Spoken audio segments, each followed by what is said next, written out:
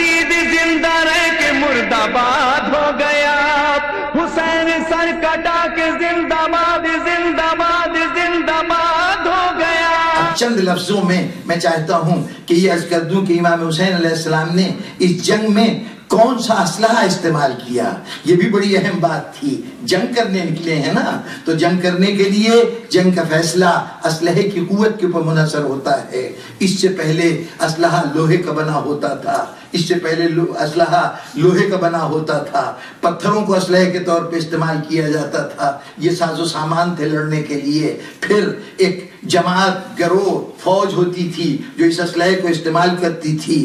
حسین نے دنیا میں پہلی مرتبہ وہ اسلحہ استعمال کیا جو اس سے پہلے تاریخ میں بطور اسلحے کے کبھی استعمال نہیں ہوا۔ بالکل یونیک اسلحہ ہے جو امام حسین نے استعمال کیا۔ یونیک جنگ تھی، منفرد جنگ تھی، اس لیے اس کے اندر جو ذرائع استعمال کیے گئے جنگ لڑنے کے وہ بھی منفرد تھے۔ اس سے پہلے کی جنگیں جو بھی کامیاب ہوتا تھا جنگوں میں وہ کن ذرائع سے ہوتا تھا؟ کبھی اپنی تعداد کے بلبوتے پہ جیتتا تھا، کبھی وہ اسلحے کی مقدار کے بلبوتے پہ جیتتا تھا، کبھی اس بات سے جیتتا تھا کہ اس کو سامان رسد پہنچ رہا ہے اور دوسرے فریق کے پاس غذا کا سامان نہیں ہے، یا اور جو سروائیول کے لیے چیزیں چاہیے وہ موجود نہیں ہیں۔ یہ سب وہ عوامل تھے کہ جس سے کامیابی حاصل ہوتی تھی۔ اقتدار ان کے سامنے کامیاب ہو جاتا تھا جو محکوم ہوتے تھے، فوج ان کے سامنے کامیاب ہو جاتی تھی جن کی تعداد نہیں ہوتی تھی، اسلحہ اس کے سامنے کامیاب ہو جاتا تھا جو نہتہ ہوتا تھا۔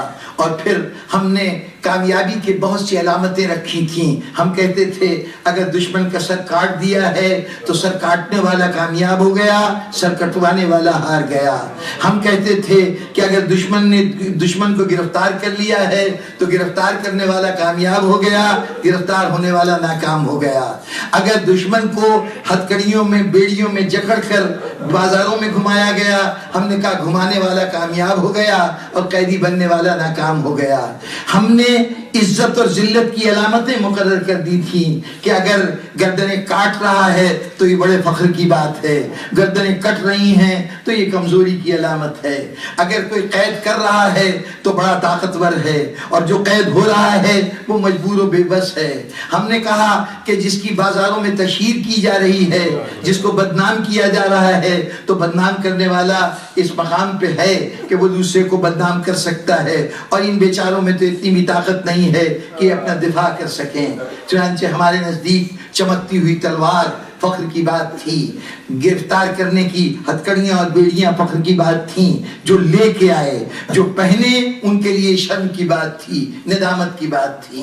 چنانچہ ہم نے اپنی تمام فتوحات کا ان ذریعوں میں سے کسی ایک ذریعے سے، ان اسلحوں میں سے کسی اسلحے پہ بنیاد رکھی۔ حسین نے کہا میں دنیا میں ایک منفرد لڑائی لڑنے جا رہا ہوں، ایسی منفرد لڑائی کہ تم آج تک کہتے ہو یہ ہو تو کامیابی، وہ ہو تو کامیابی، فہرست تھی چیزوں کی کہ ان میں سے یہ چیزیں ہوں تو کامیابی ہوگی۔ حسین نے کہا اچھا تمہاری فہرست میں جتنی چیزیں ہیں وہ سب لے آؤ، وہ تم لے آؤ اور یزید کو دے دو، اور میرے پاس اس فہرست میں سے کچھ نہ ہو۔ ادھر کثرت ہو تو میرے پاس کثرت نہیں ہوگی، ادھر اسلحہ ہو تلواریں نیزے بھالے ہو میرے پاس یہ اسلحہ نہیں ہوگا، ادھر سامان رسد ہو تو یہاں بھوک پیاس ہوگی۔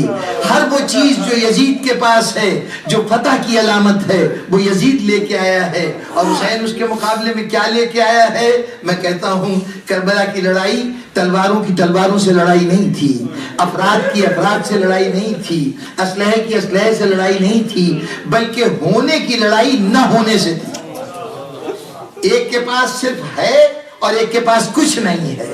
حسین نے کہا آؤ دیکھو، تم نے ایک اسلحے کو آج تک نہیں دیکھا، تم تشدد کے ان مظاہروں کو، اس کے اندر جو چیزیں کام آتی ہیں ان کو اسلحہ سمجھتے تھے، آؤ تمہیں بتاؤں ایک اسلحہ ہے جس کا نام مظلومیت ہے۔ وہ مظلومیت جس کو تم کمزوری سمجھتے ہو، جس کو ناطاقتی سمجھتے ہو، آؤ میں کربلا کو کمزوری کی بنیاد، اس مظلومیت کی بنیاد پہ جیت کے دکھاؤں گا۔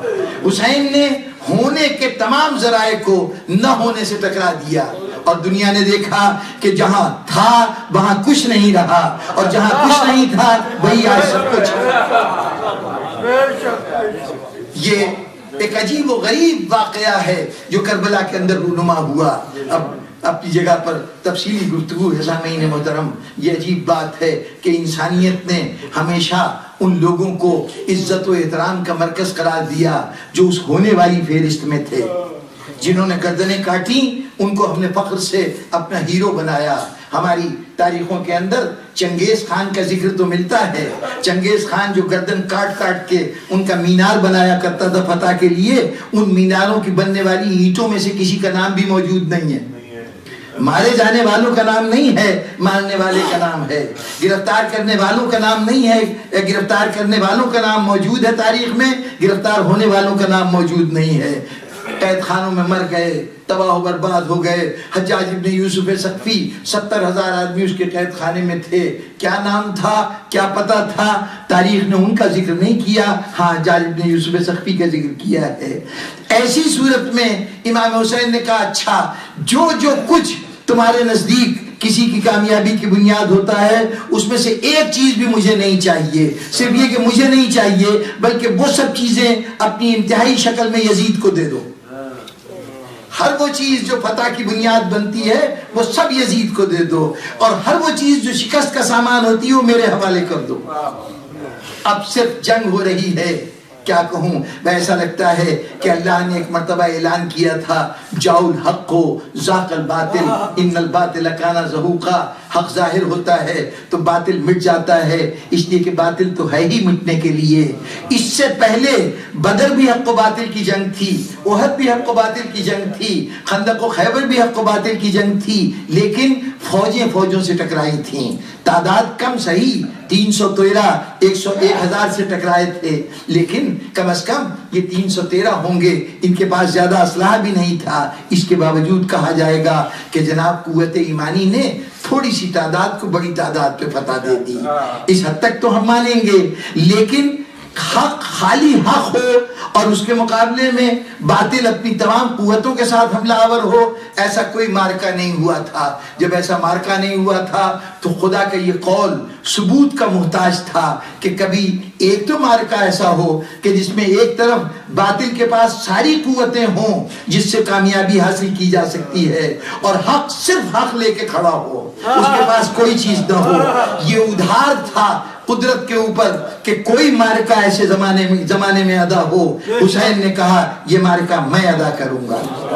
یہ کربلا اللہ کے اس قول کی صداقت کے لیے دلیل بنا کہ آؤ دیکھو یہاں کچھ نہیں ہے. یہ یزید اپنے لاؤ لشکر کے ساتھ, اپنے اقتدار کے ساتھ, اپنے سپاہ کے ساتھ, ان تمام چیزوں کے ساتھ فنا ہو جائے اور حسین کچھ نہ ہوتے ہوئے قیامت تک کے لیے باقی رہ جائے تو سمجھ لینا کہ حق کامیاب ہوتا ہے, باطل مٹ جایا کرتا ہے.